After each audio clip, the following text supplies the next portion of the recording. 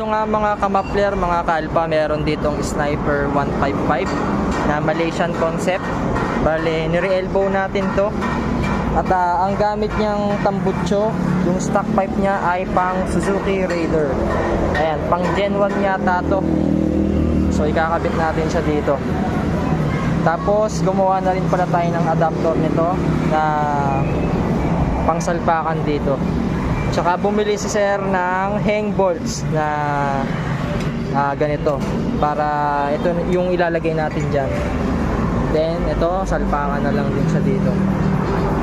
Tapos mamaya mag-sound check tayo.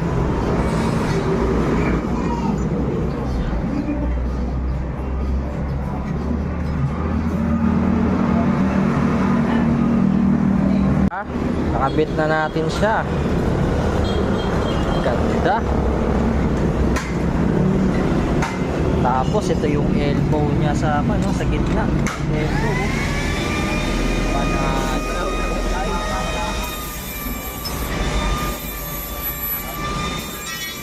Yan na siya oh.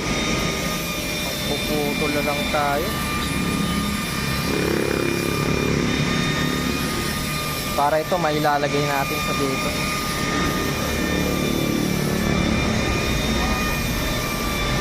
Wapo rin pala ng stock pipe ng Raider sa Sniper. Panalo. Uno. Nakabit na rin yung canister oh. Ipo-full weld na lang natin yung sa mid elbow para wala siyang singaw. Napakaangas.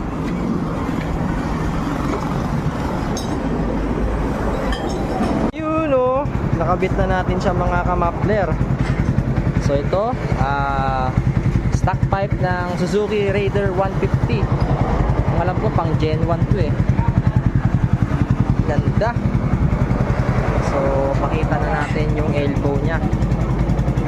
Ayan o. Ito po naka 10 cuts po yan na 51mm. Pakita din natin yung kinonvert nating plunger. Siyempre may sound check din yan. Oh, panalo.